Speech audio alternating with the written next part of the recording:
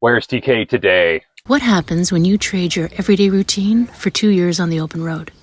We packed up our truck camper, set a budget, and hit the highway to find out in our 25-year-old Ford F250 to explore America 1 mile at a time. From hidden gems and small towns to incredible landscapes and unforgettable adventures, we're proving you don't need a fortune to see this country. Follow along as we chase the next destination, discover new stories, and live the adventure. We are Tom and Karen, and this is The Curious Compass. We are in Illinois in a little campground at Woodland Palace just outside of Kewanee. Yeah, and it's really kind of a cool place, but that's week 40. We're talking about week 38. It was a full week, so buckle down. We're going to be a minute. Yeah, we left Mokokata Park and we headed towards Anamosa State Penitentiary. Yes, yeah, that was an interesting stop. I don't know what I was expecting. I've never been to a penitentiary museum before, but it was kind of cool. It was full of history and interesting architecture. Oh yeah, the building was just, spectacular. It was built in 1872 with local limestone. The walls are like 12 feet thick for the border, for the surrounding, but you're not digging through. No, the building itself is just gorgeous. It's very Gothic looking and definitely has a presence to it. Yeah, the gal at the museum was very informative and very personable, and she showed us around a little bit and did tell us that although the prison was made for about 900 inmates, there was, 1,200 now? 1,200, yeah. They were definitely stacking them in there. And less staff, too, just to make it a little more interesting. Yeah. Yeah, John Wayne Gacy, I believe, was the most notarized prisoner that was there. So, there you go. Yeah, it was kind of cool. Yeah. After that, we left and we went to, we had to go see Iowa's biggest frying pan, right? How can you pass by that? Yeah, where was that? That was in? It was a small little town, only 330 people, Brandon, Iowa. But they did have the biggest frying pan. Yeah. It was, so, their claim to fame. It's like an 8-foot base. They said it can hold something like 528 eggs. Yeah. For those Sunday breakfasts when you have family coming over. Yeah. It was made for their annual cowboy breakfast, where they feed about 1,000 people. It's a donation thing, and it helps generate revenue for their community. Yeah, it's interesting. If you're in the area, stop by. If not, keep moseying. Yeah. And there were some kids standing in it. I thought, oh my gosh, I could have stood in it. I didn't even think about that. Man, fry you up. Missed an opportunity. But our biggest thing, what we wanted to go see, was Matchstick Marvels. That was really cool. I'm glad we made the effort to go to Gladbrook and check that out. Yeah, it's another little small town of 780 people. Pat Acton, he started this little hobby in from 1977, and it just kind of exploded for him from there. Yeah, he buys matches and cuts off the heads of them and then glues them out, to the point where in 2012 he was able to retire and just do projects for Ripley's Believe It or Not. Purchased quite a few of his creations. Yeah, he was able to go to become a full-time Matchstick Marvel. As you would. It was an interesting progression because he bought, just those little boxes from the grocery store and cut off the tips, and then went directly to the factory and said, hey, can I buy these before you even put the tips on it? Yeah. And then he was told that they were going out of business. Yeah, he said we're no longer going to be doing matchsticks. It's an antiquated, so we're in production. So put your last order in because this will be it. So he put in an order for 5 million matchsticks. That should keep him busy for a minute. Yeah, which is wild because some of his stuff takes almost 1 million matchsticks. The Cinderella Castle was just astonishing. It's amazing, if you have the opportunity, definitely stop. But his skill and patience and creativity is pretty awesome to see. That night we stayed at Moore Farms, Boondockers Welcome. If you're not familiar with Boondockers Welcome, it's a really interesting club that charges a very minimal fee per year to have access to all sorts of wonderful people's properties. They host, they'll host you, you come park there. It's a community, it's conversation, it's really wonderful. We met Nancy and Dennis And they were just, we really wish we'd stayed more than one night. Yeah, you know, it's a great little home away from home. When you're traveling and you don't have your own spot other than on wheels, it's really nice to be welcomed into other people's homes and properties. Yeah, it's definitely recommended if you're traveling very far, especially on the East Coast or the eastern half of the country where there's not a lot of BLM land and you're really limited to either campgrounds, state, private, or these Boondocker Welcomes. And some of the state parks we've been to, they've been a little dodgy. Yeah, they have been. For the bathrooms and stuff. We went from there to Des Moines, to the state capitol, and it was pretty interesting. It was a very pretty building. It's from the same architect that did Illinois, which is where we are now, which is where we are heading over the next couple of days as well. So we'll be able to see Illinois and Iowa back to back from the same architects, Cochrane and Piquenard, I believe. And they started construction in 1871, and it lasted until about 1886. Mm. We're gonna walk across here to the other side. Her head is gonna go all the way to the left. Her body's gonna go all. And it was nothing but the highest quality for this building. Mm-hmm. But after World War II, cheap is bitter, right? Mm-hmm. That's the way it worked. So, but this is the original 140. I mean, it's got damage here and there, but we call that character. It's a beautiful building, and we were able to do the tour with a very nice dossier, which took us all the way up to the dome. We weren't able to get to the very top of the dome, but even that, the stairwell, super cool spiral stairwell is just gorgeous, just for an access area. Yeah.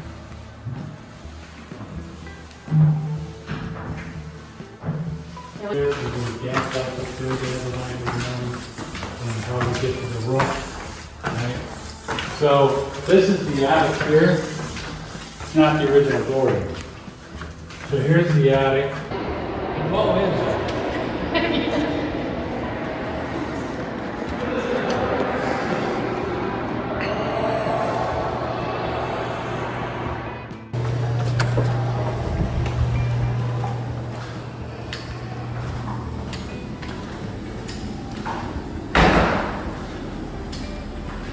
Use the ATM in the Capitol because, surprise, surprise, they don't want to charge the legislators fees, otherwise they'll get in trouble. So, fee-free. Law library.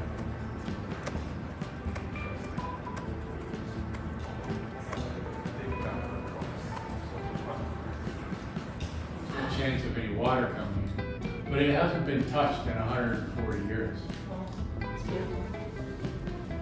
Now, in the early 20th century, They did have a stunning library, 3 stories. It was beautiful.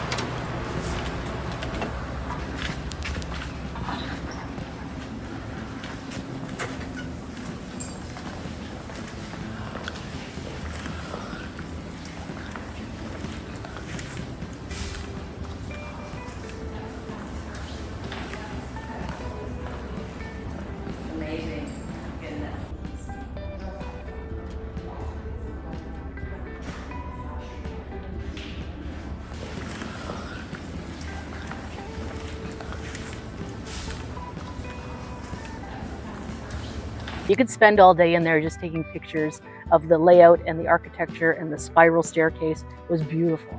Of course, everything's digitized now, so it's not really utilized as much as it once was. Which is maybe why it's so pretty too. Yeah, People aren't messing with it. The only state capitol with 5-dome architecture. 23-karat leaf gold on the middle dome on the center. Yeah. And which sounds pretty, I don't know, grand. But if you peel all that gold leaf off and put it into a ball, it's about the size of a softball. Yeah. So I wouldn't go trying to steal the dome if I were you. The ladies at the stairs, I think, were interesting as well, which brings us back to the same architect for Iowa to Illinois. They're beautiful bronze statues, and they were meant to have lights and illuminate the stairs. But they were meant for the Illinois state capitol. But they're a little too racy. So they got to Illinois and they went, those gals look a little too naked. Yeah. And so they said, well, let's put it in Iowa. And Iowa went, okay. We'll take it. No problem. They're beautiful, really. Yeah, they really are. But while in Des Moines, we also went to Zombie Burger. Of course. Why wouldn't you? Yeah. It's a quirky little place. It doesn't have like a lot of history or anything like that. They just jumped on the zombie theme, and the burger was fine. I thought it was good, and the bun was just crazy. Yeah, so I should say burger. It was more of a mac and cheese. They make it into a patty and freeze it so that they can bread it and throw it in the deep fryer. Yeah. Want to see how this works?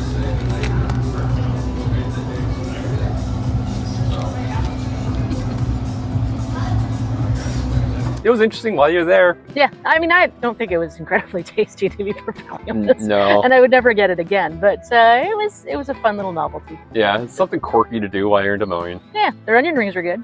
Yeah, onion rings were great, And I the thought. Brussels sprouts were great too, I thought. Mm-hmm. Another stop in Des Moines, Iowa was the West End Architectural Salvage. That was a cool spot, I thought. That was a bananas building. It was, I mean, the building was nothing to talk about, but everything in it was amazing. I thought the building was part of the whole thing with the original wood floors and the way they creak, and you could see the ruts in the floor where they used to just run carts back and forth. 64 teams deep. Is it a good idea or a bad idea?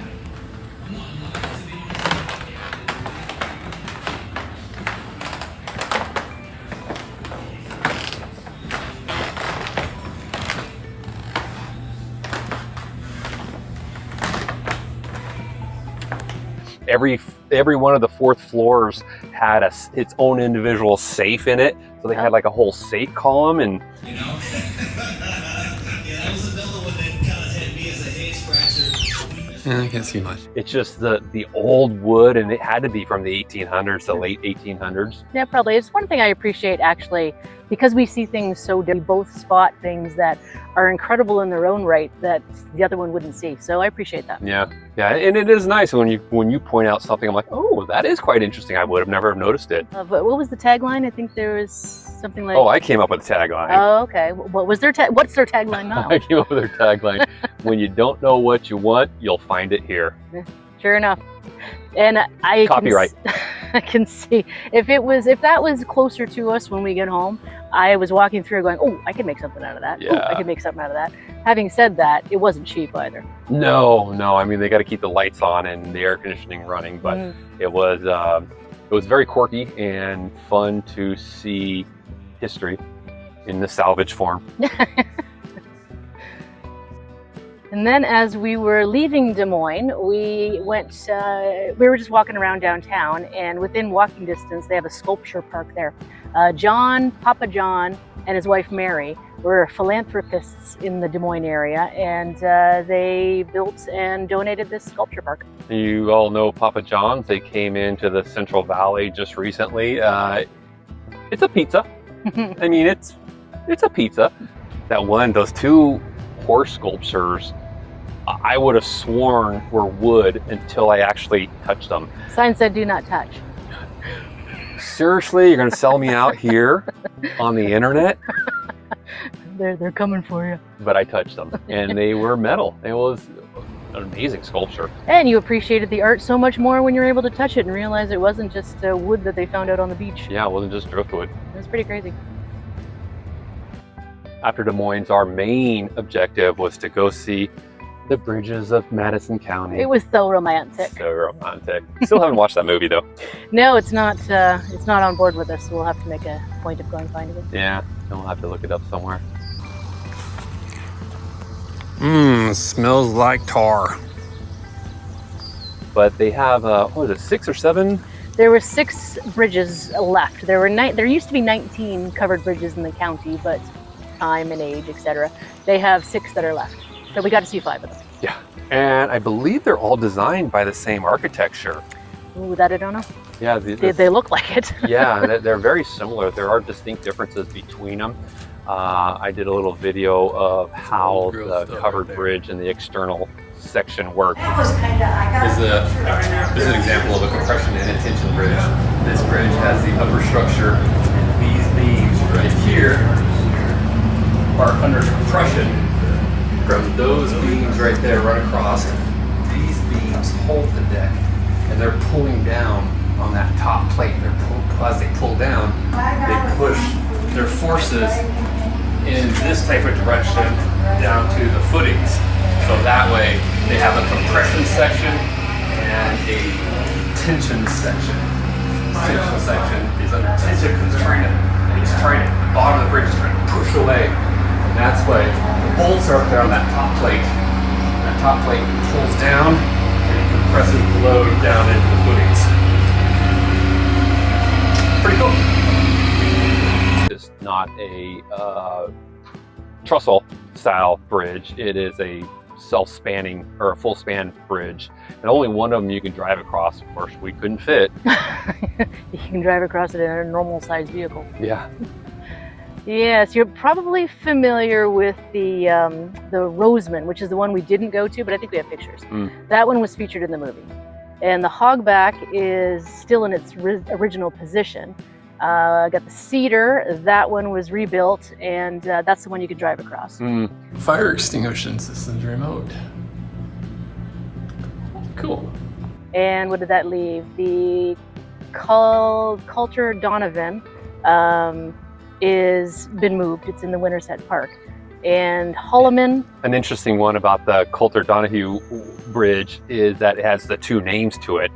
The bridge were normally associated with whoever's community was closest to it, but these two families constantly fought over it. One would call it Coulter, the other one would call it Donahue, and so eventually the county said, okay, fine, we're going to hyphenate it.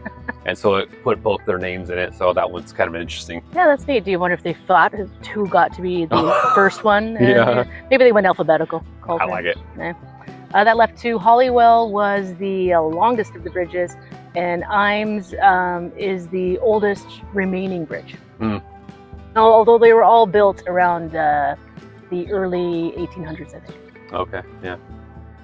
So yeah, it was very pretty, very fun. Yeah, it was really nice to go around there. There was a couple other people that were traveling with us almost as we were tagging the different bridges. Which was the one that was in the park? That one was the Coulter Donovan. Okay, and that was the Winterfest, right? This is all on Winterfest? Winterset. So that will be probably 5 of 6. We're not going to see all 6 because one of them's kind of far out of our route. But bridges of Madison County. We got to watch the movie now. Hope Nick has it on the queue. This will be our number 4th we're seeing. We're off to our 5th one. Winterset. We also met a really nice gentleman in Winterset, Michael, I believe it was. Yes. And we were having a conversation. He was looking at the truck camper, and he actually said, hey, you guys want to come and crash at our place? You can crash, out in the back. And we're like, oh, thank you, but we have a timeline type of stuff that we're working on, because the Boondockers Welcome that we stayed there in Winterset was street parking, literally in a dirt street. Between us and the people across the street, it condensed it down to one lane, and it just really off level, just wasn't the jam we were looking for. Not our normal gig, and honestly, if we had known, and if we wouldn't have felt guilty anyway, canceling it last minute, because it's not really, we try not to do that, and we haven't been doing that, we probably would have taken Michael up on his offer. He was very considerate, and it would have been nice. Winterset also was the location of John Wayne's birth.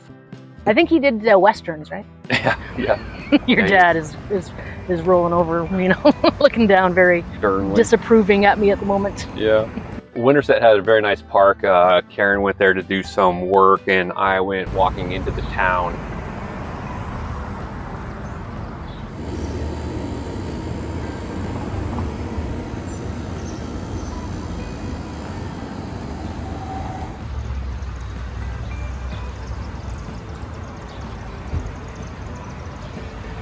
And went by the donut shop. Oh, as you do. Michael recommended the Bakery Unlimited in the downtown Winterset. Thank you, Michael. Yeah, I just went in there and I talked to her for a while, and very nice. Every time you talk to somebody, they always have stories to tell. But I basically asked her, just give me your 2 most popular donuts. It's an apple fritter and a cream-filled chocolate delight. Well, I don't know what they named it, but it was an awful lot like a Boston cream, and that's my favorite. And man, it was good. Yeah. That filling was so good. So creamy and rich. Yeah, I think I won. I think I enjoyed mine much more than you enjoyed yours. Yeah, I'm always down for the apple fritters, but I do like the thinner, crispier ones and not the more bulbous style apple fritters, which is, You know, that's just my personal preference. I have no complaints. I'd eat 4 more of them. I would too. Winterset Park was kind of cool because they had a bunch of trees that they would cut down, but they cut them down really high, and then they'd have a sculptor come in there and sculpt it into just really cool things. I mean, there was a gnomes, squirrels, rabbits, owls, a little house that they sculptured into it. That was that chainsaw art, or do you think it was something else? It was chainsaw art, yeah, I'm sure it was. Ah. And it's just nice, instead of leaving a flat stump on the ground that you have to grind out, it just gives a little feature to the park. Yeah, 100%. And they had a little path through of like a children's storybook sort of thing, didn't Yeah. it? And then they had a maze, a hedge maze there too. It's pretty easy for me because I'm towering over it by 2 feet. So the key to any maze is to keep one hand on a wall at all times, and it will absolutely lead you to the center of the maze. It may take you a little while, there may be a shorter path, but as long as you keep one hand on a wall, it will always lead you to the center. There are a few types of mazes that this doesn't work. Before, in medieval times, they used mazes to protect the castles and to protect people's homes. They were quite a bit bigger than this, and I can see over this one, but I'm not gonna cheat. I'm just gonna take the wall the whole way. And so, there are mazes, like I was mentioning before, that this does not work. And those mazes have to be specifically designed with multiple layers where there's an isolation point in the center. Otherwise, all walls will lead to the center as long as you don't skip anything. And so far, it's not working out too well because I've pretty much done the perimeter with a few little exceptions, and I'm still doing the perimeter. I'd be curious if there's a faster way through this. I'm sure there is. And that's not the point. The point is getting through so you don't get lost. This little maze is quite interesting. It's in a little city park. We are in Winterset, Iowa, and they have this fun little playground and everything. And I really think I should have picked the right wall and not the left wall. I should have picked the right wall and not the wrong wall. And as you can see, coming through, there's another gate for something as we spin around. Here we are at the prize. This is where the house would be, or the kingdom, or whatever. So definitely should have kept my hand on the left wall, not the right wall. When I was downtown, I was just walking around the square and I came across this old building that had turned into a quilt museum, but on the ground it said J.C. Penney's. So it was like, oh, all in tile, mosaic tiles and stuff like that. So that was just kind of a cool throwback. From there, we went through the town of Eldon, another small town, population about 740, to see the American Gothic house, where the painting was inspired from. Yeah, American Gothic house, I saw it, I thought, okay, some goth stuff, we'll go see. I had no idea that's what that painting was called. The house itself was built in 1881 by a couple, Catherine and Charles Dibble, I believe. And the artist, Grant Wood, was just driving by and he saw it and he liked the Gothic windows and thought, oh, I'm gonna and then he made a little quick pencil sketch and then thought, oh, I'll make this painting. And yeah, it did well. He used the house as the background, and then he decided, Grant Wood, the artist, decided to put the two people in front of. So it's a farmer. I always thought it was a couple, like a farmer and his wife. It's actually a farmer and his daughter. They're fashioned after Grant Wood's sister, Nan, and his dentist. Who knows? We had been staying in enough locations where people were in some dispersed wildlife area called Eldon Wildlife Management, right outside of Eldon. It was so hot and so humid. Oh my goodness. We cooked outside. We had the auxiliary tank and we were just pouring water on ourselves. It was really... So we can drain the tank. Oh yeah. like it. So much cooler. We picked the wrong couple of days to go sit around without any services or air conditioning. It is just too damn hot here. We have the air conditioner, but we only have like 3 hours of charge available for it, so we're saving that for the movie tonight. And Oh, we survived. That was fun. Got some outdoor showers. We became one with the bugs. Became one with the bugs and the heat.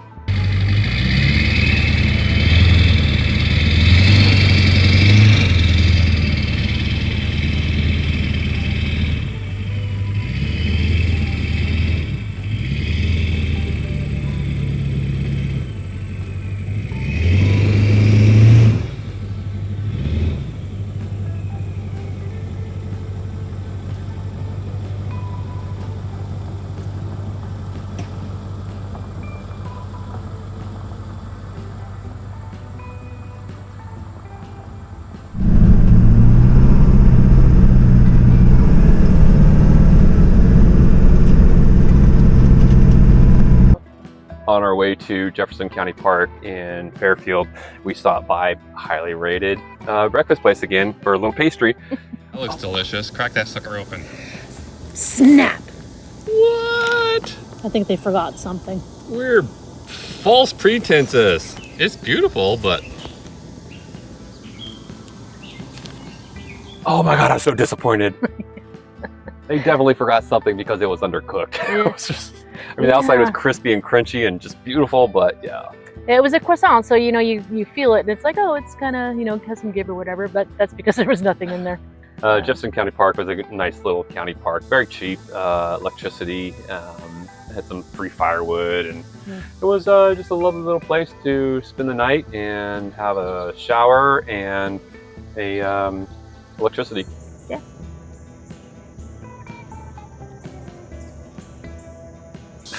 it's about time. I think it looks pretty good. It's too hot for that much hair. When we left there, We went to Maharishi Vedic. Maharishi Vedic. It's an interesting community. It's the newest community, incorporated community in Iowa since 1982. And it's the whole community is laid out and based on the Maharishi Vedic principles. What does that mean? It's too much for us. yeah. But they did have an observatory that I thought was interesting, so we stopped in there and took a look around. And what did you get out of that? It was just very interesting where they had a bunch of concrete structures and stainless steel additions to it that would track the sun and track the Earth's movement related to the sun, where they could, I don't know, it was basically just an outdoor observatory. I'm not sure how they used it or what it was, but there was, how many were there? There were 10 stations around the big circly area, and they asked you not to go in the circle area, but I don't know enough about it to really say, but I don't either. I just found it all very fascinating. It's an observatory that would be used before they had telescopes. Yeah. And that intersection where they say don't go in, it's used, I think, more for local people for inner health based on the configuration of all the different structures. So Yeah. It was interesting to see. yeah, it was interesting how it was a newer community built this older structure. And I mean, there's only about 285 people in that community. So interesting to see how it grows, I guess. Yeah. Observatory is a unique 1.5-acre open-air astronomical park composed of 10 large masonry sundials and concrete and marble tracking instruments, located primarily in Maharishi Vedic City, Iowa, just north of Fairfield. It is designed to track the precise movements of the sun, moon, stars, and planets according to ancient Vedic traditions, rather than utilizing modern telescopes. This site serves as a historical and spiritual installation meant to align human awareness and physiology with the natural order of the cosmos. As we're making our way across the country, we come upon these really interesting little things. Actually, not really interesting, just things. One of them was the lovely swinging bridge. Another swinging bridge. Yeah. This one was bridge. pretty swingy. Yeah, it really was. It was pretty swirly. Yeah. It's 8 stories above the forest floor. The bridge spans 262 feet. Woo! Oh, I'm definitely gonna fall over.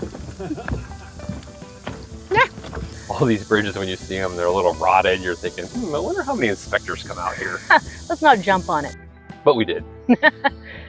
But really, the whole reason we were even traveling in that direction was to go to Riverside, Iowa. Oh, Riverside. Riverside was our place. Yeah. Do you know what Riverside, Iowa is all about? Nobody? Nobody? Ferris? No, Bueller. Bueller. That's where Captain James T. Kirk will be born March 22nd, 2228. Sweet. Okay, you know where we are? We are... Riverside, Iowa. Yep. The future birthplace of Captain James T. Kirk of the Enterprise. March 22, 2288. We're not going to be here, on the day, but... No, I mean, we're a little far in advance, but... Mark your calendars. Mark your calendars. Now, does anybody know if that's going to happen? Guess we'll have to wait and see.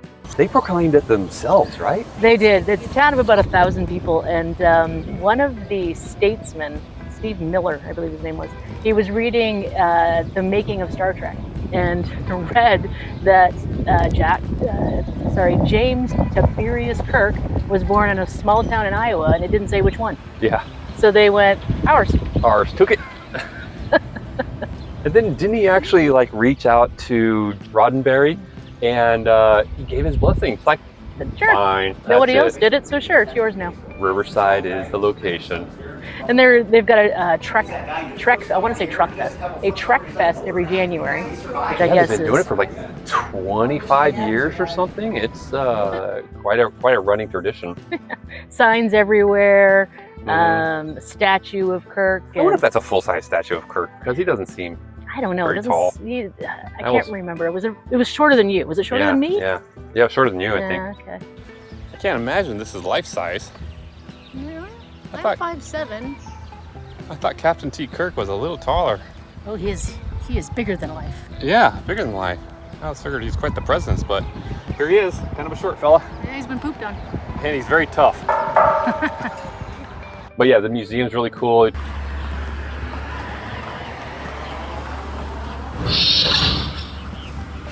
Howdy. Welcome to the museum. Thank you.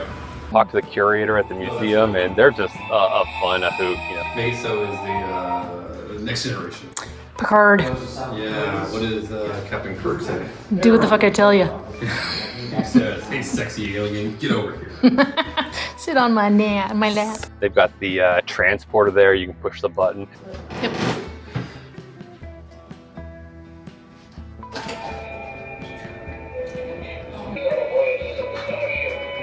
He's gone.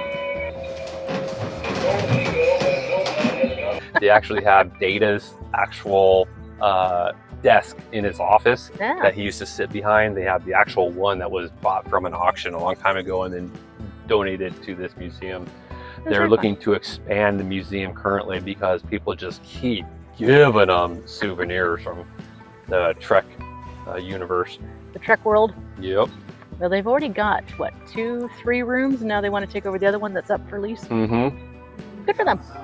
We didn't buy a t-shirt. Yeah. About a sticker. Oh, that's true. Yes, it's just a regular toilet, but it's the throne. Dun dun dun dun. Dun dun dun dun. I don't know how the song's supposed to go. Ba ba ba ba.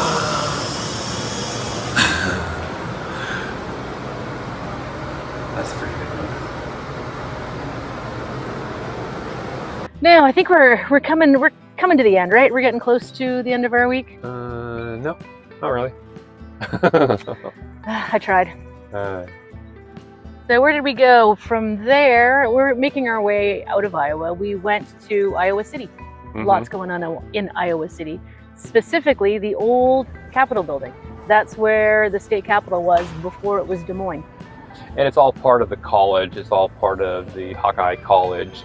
So it's a museum that's self-guided tour. It's fairly interesting. It was very pretty. I thought it was very pretty. What about this? There was something about the staircase. Most all grand staircases either go straight up or they turn right to left. This one turns the opposite direction, and apparently it's quite the undertaking that a lot of people hadn't done it before, so it's very unique in that manner. It was the capital from 1946 to 1957, and the state's constitution was first drafted there as well. Yeah. That night we went to Tippo Will's farm. Another boondocker. Yeah, in Wilton. It was a lovely little place. While in Wilton, we went to go check out the ice cream parlor. It was just those two things, because there was the candy kitchen. We had lunch. Candy kitchen, yeah, it's a very, definitely got to go there. Yeah, they have the oldest, now it's got a whole bunch of things around it. It's the oldest, continuously functioning, still in use soda fountain place in the world. Yeah. And they still have some of the old machines. They said the fountains had been changed like 3 different times. And we talked to the owner for a while because he loves to tell you all about the building once the place quiets down. So when we walked in, it was They were run off their feet.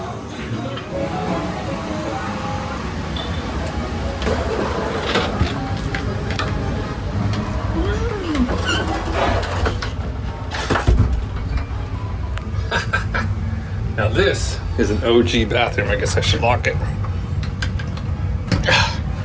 Look at that paint. Look how many years of paint has been on there. That's so cool. Nice electrical. Super code. Yeah. Cute little sink. Yep. Look at that water supply. I'd like to work on that. Well, I guess there it is. Somebody worked on it. That's as wide as I can get. Yeah, I don't know what we got. We got some ice cream. I know we got ice cream. Is it very pinky? Small dog? What does it taste like? Tastes great. Huh? Do you know what pink tastes like? No. It tastes like this. Okay. You have to get ice cream. Yeah, of course. Marshmallow scoop. I had the banana milkshake, and you had a sundae, I think. A very yummy kind. That's what I had. Mm-hmm. That was on the menu. Yummy kind of ice cream. At the Tippo Will Boondockers Welcome, we had Joel as our host, and Joel was a very interesting guy. He showed us all sorts of fun stuff, and we just had a great conversation with him.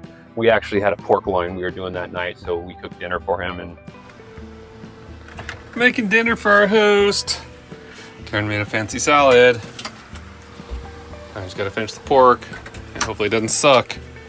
You had a lot in common with him. You guys had a lot to talk about. Yeah, we had a lot to talk about. We were telling him about power plants and how, you can't really visit any power plants anymore. He's like, well, you can come visit mine if you want. He works at the university steam factory there, where they produce electricity, but mostly steam heat for all of the university buildings and the campus. They pipe steam miles through all of these pipes, underground steam tunnels, to get to the different buildings there. Unfortunately, we already had time. We were setting up. We weren't able to make it until the last day, until we left. We was like, hey, what do you think? Think we could stop by? He's like, absolutely, come on by. So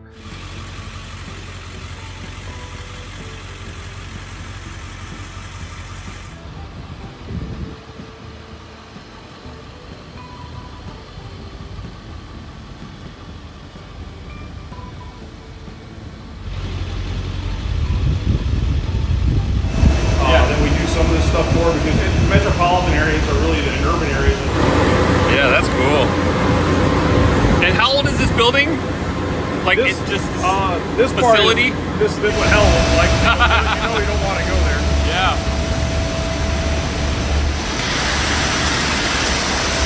Wow. Holy crap.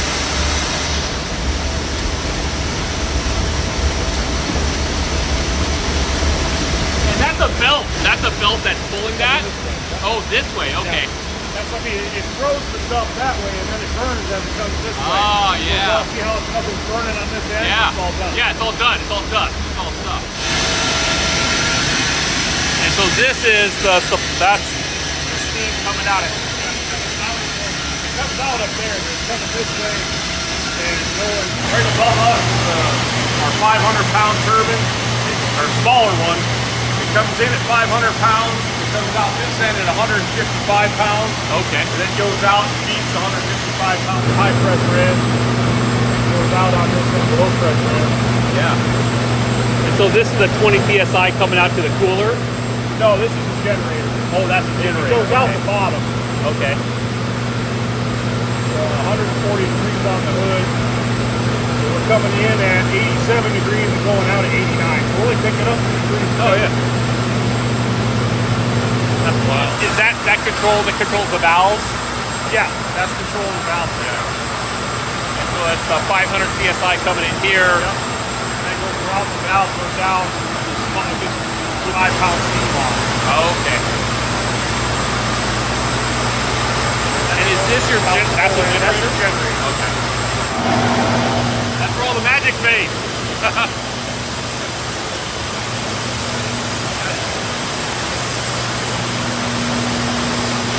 It seems much more efficient. It's much smaller.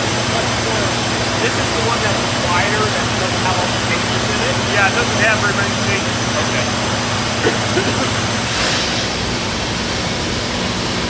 Oh yeah, 11,000 RPM.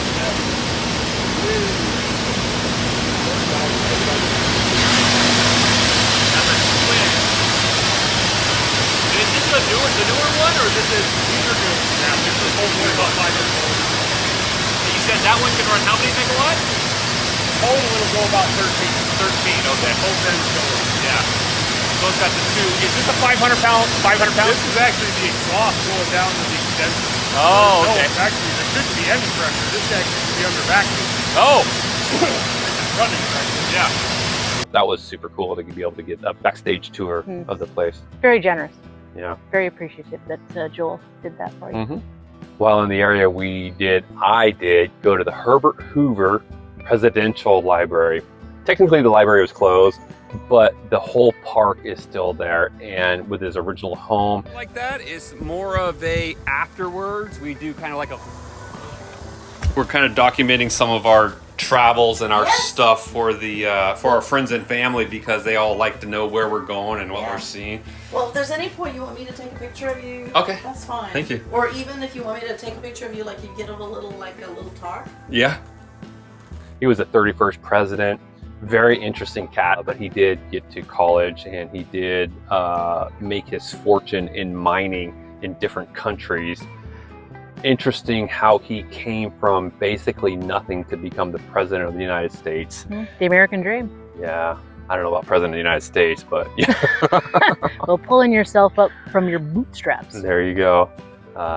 Lovely little area. Unfortunately, the museum was under construction, so I wasn't able to get into that. In his will, said he wanted to have a straight line of sight to his original home that he grew up in, or that he spent his first so many years of life. And so way off into the distance, you can see his him and his wife's burial location. That was very pretty. We did take a drive over there, so I saw that. Yeah. What a fascinating, interesting place here. Herbert Hoover's Presidential Library and National Historic Site.